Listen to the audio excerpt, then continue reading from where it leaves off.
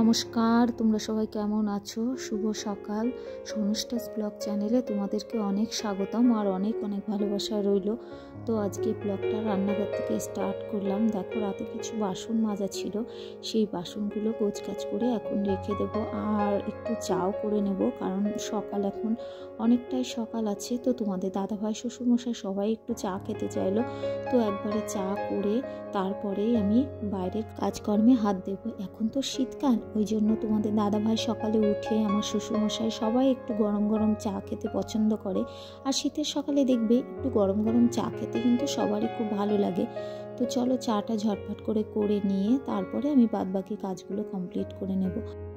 অতটা ঝামেলা নেই, কারণ একটু ধীরে সুস্থে করলেই হবে। তো দেখো, আমি ফার্স্টে চায়ের চিনি দিয়ে দিয়েছি, আর আমরা একটু চিনিটা বেশি খাই। তো চলো চাটা দিয়ে একটু ঢেকে রাখবো।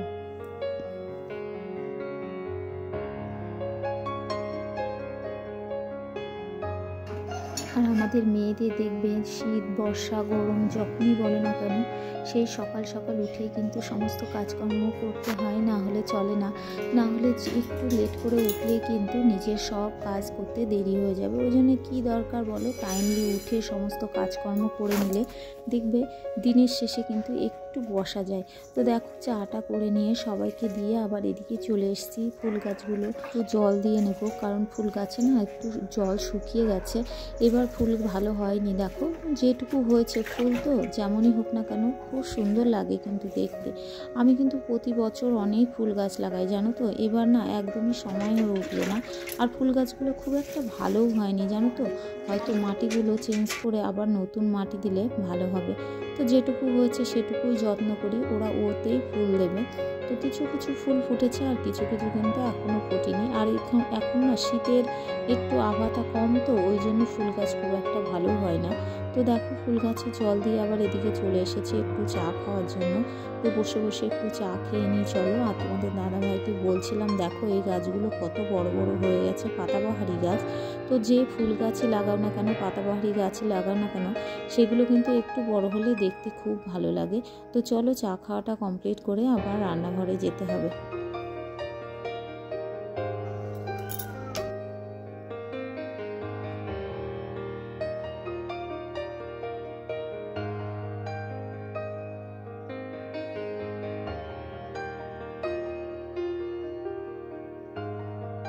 এদিকে দেখো, বাড়িতে যদি এই সুন্দর সুন্দর ফুল গাছ, পাতাবাহারি গাছ থাকে, তো সকালবেলা উঠে এই গাছগুলোর দিকে তাকালে কিন্তু মনটা অনেকটাই ভালো হয়ে যায়।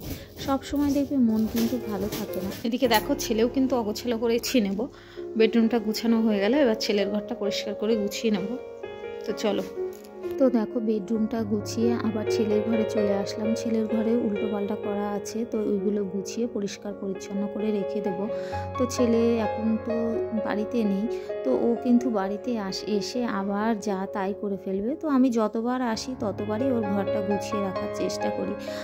তো যাই হোক, দেখো আজকে তো রান্নাবান্নার খুব একটা বেশি চাপ নেই, ওই জন্য সমস্ত কাজগুলো গুছিয়ে তারপরে রান্নাবান্নাটা কমপ্লিট করে নেব। আর নিমন্ত্রণ থাকলে কিন্তু মেয়েদের বেশ লাগে বলো, একটা বেলা তো রান্না করতে হবে না, এই আনন্দেই কিন্তু বেশ মজা লাগে। তো যাই হোক, অল্প কিছু রান্না করলেই একবেলা হয়ে যাবে। হ্যালো বন্ধুরা, দেখো কালকে কিছু জামা কাপড় কেচেছিলাম, তো শুকায়নি। ওই জামা কাপড়গুলো আজকে কিন্তু ভিজাই রয়েছে, তো মেলে দেবো। তো দেখো এখানে রেখে দিয়েছি, দেখো। তো চলো এগুলো নিয়ে গিয়ে ছাদে মেলে আসি। আর আজকে অত রান্নার চাপ নেই, কারণ দুপুরবেলা এক জায়গায় নেমন্তন্ন আছে পাশে পাড়াতে, তো ওখানেই যাওয়া হবে, ওই জন্য রান্নার কোনো চাপ নেই। চলো জামা কাপড়গুলো নিয়ে মেলে দিয়ে আসি। তো দেখো জামা কাপড় নিয়ে ছাদে চলে এসেছি। আর আজকে দেখো এদিকটা কেমন অন্ধকার অন্ধকার মনে হচ্ছে, কুয়াশাটা ভাবটা যেন কাটছে না। তো যাই হোক, রোদটা কিন্তু মনে হচ্ছে ভালোই হবে, জানো তো।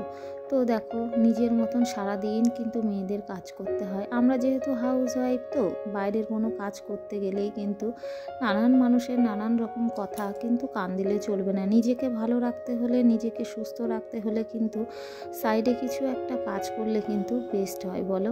মনটাও ভালো থাকে, শরীরটাও ভালো থাকে, কিন্তু সময় বের করাটাই মুশকিল। তবুও যদি তোমার ইচ্ছা থাকে, ইচ্ছা শক্তির উপরে সব কিছু বলো। ইচ্ছা শক্তি যদি তোমার থাকে না, তো সংসারের সমস্ত কাজকর্ম করেও কিন্তু তুমি একটা কিছু করতে পারবে। তো দেখবে সাইড কিছু করলে কিন্তু তোমার সারাটা দিন কীভাবে কেটে যাবে তুমি আর মনটাও কিন্তু দেখবে বেশ ভালো থাকে। তো যাই হোক, তো আমার জামা কাপড় কিন্তু মেলা কমপ্লিট হয়ে গেছে। আর ছাদে আসলে কিন্তু নিচে যেতেই ভালো লাগে না। আমার কিন্তু ছাদে থাকতে খুব ভালো লাগে, জানো তো। চারিদিকে এত সুন্দর প্রকৃতি দেখা যায়, খুবই ভালো লাগে। তো চলো রান্নাঘরে চলে যাই। তো দেখো রান্নাঘরে চলে এসেছি, আর চালটা একটু মেপে নিই। আজকে ভাবলাম হাঁড়িতে না রান্না করে একটু কড়াইয়ে সিদ্ধ ফেনা ভাত করে নেব, ওই জন্য কড়াইয়েই বসিয়ে দিলাম। একবারে চালটা ধুয়ে নেব, চলো।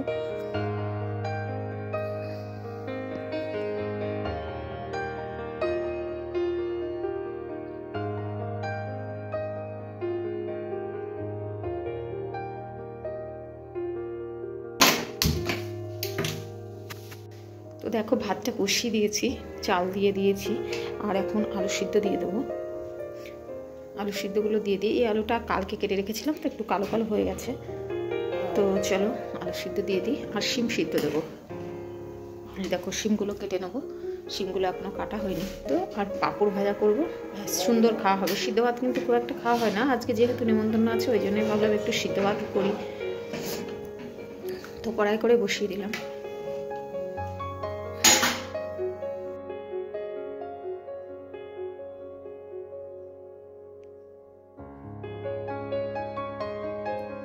তো এদিকে দেখো আমার আলু ভাজাটা কিন্তু কমপ্লিট হয়ে গেল। তো এখন প্লেটে তুলে নেব। আর আলু ভাজাটা কিন্তু দারুণ হয়েছে। দেখো একটু লঙ্কা দিয়ে দিয়েছি ওর মধ্যে। আমি একটু ভাজা লঙ্কা খেতে আমার কিন্তু খুব ভালো লাগে। আর ওইদিকে ভাতটা আমার হয়ে গেছে। তো দেখো ধোয়া ওঠা আলু ভাজা, তো এটা মেয়ের জন্য বিশেষ করে করেছি। আর দেখো একটু পাঁপড় ভেজে নেব। তো পাঁপড়গুলো তেলের উপরে দিলে এত সুন্দর বড় বড় হয়ে উঠছিল না, দেখতে কিন্তু দারুণ লাগছিল, জানো তো। পাঁপড়গুলো খেতেও কিন্তু খুব টেস্টি। তো ভাবলাম এই কৌটোটার মধ্যে রাখবো, কিন্তু কৌটোটার মধ্যে ধরলো না, জানো তো। তো এত বড় বড় হচ্ছে, ওই জন্য অন্য পাত্রে রাখতে হবে। তো এখন আপাতত এর মধ্যে রাখলাম। তো অনেকগুলোই পাঁপড় ভেজে নেব, কারণ আমরা 5টা মানুষ, তো দুটো এক্সট্রা ভেজে নেব। দেখো এখানে পাহাড় সাজিয়ে ফেলেছি। তো 7খানা পাঁপড় ভাজলাম, আমরা 5 জনা মানুষ, তো দুটো এক্সট্রা ভাজলাম। দেখো কি সুন্দর লাগছে, দেখেছো? এই পাঁপড়টা একটু পুড়ে গেছে, তো দারুণ লাগছে। তো সিদ্ধ ভাত কিন্তু পাঁপড় ভাজা দিয়ে বেশ লাগে। আর এই দেখো আমার ভাতটা কমপ্লিট হয়ে গেছে, ঢেকে দিয়েছি। তো চলো রান্না বান্না আজকে এই পর্যন্ত। আর ভাতের মধ্যে আলু সিদ্ধ দিয়েছি, এই দিয়ে আমাদের সকালের খাওয়া দাওয়া কমপ্লিট হয়ে যাবে। আর দুপুরে তো নিমন্ত্রণ আছে, আজকে কিন্তু বেশ মজা লাগছে। হ্যালো বন্ধুরা, দেখো ছাদে চলে এসেছি জামা কাপড় নেওয়ার জন্য। নাচবা? আমি আর মামাম চলে এসেছি। দেখো মামাম নাচ করছে, দেখেছো? তো চলো দেখো অনেক জামা কাপড় কালকে কাছাকাছি করেছিলাম, আজকে আর কিছু কাছাকাছি করিনি। তো জামা কাপড় সবই কিন্তু শুকিয়ে গেছে, এখন তুলে নেব। আর দেখো মাথাটাও ঘষে নিয়েছি, চুলটা কিন্তু সেভাবে শুকায়নি। তো চলো জামা কাপড়গুলো আস্তে আস্তে তুলে নিই। তুমি তুলবা? আচ্ছা, মাম্মাম তুলবে, আমাকে তুলতে দেবে না। তো দেখো আমরা ফাইনালি রেডি হয়ে গেছি, এখনই বেরিয়ে যাব। তো বেশি দূরে না, কাছাকাছি। তো দেখো আমি একটু মিষ্টিও নিয়ে নিয়েছি, যেহেতু পুজো সেহেতু মিষ্টি না নিলে কেমন হয়। আর পুজো বাড়িতে ওই জন্য একটু শাড়ি পরে নিলাম। শাড়ি তো পরাই হয় না, শাড়ি পরলে কিন্তু বেশ লাগে।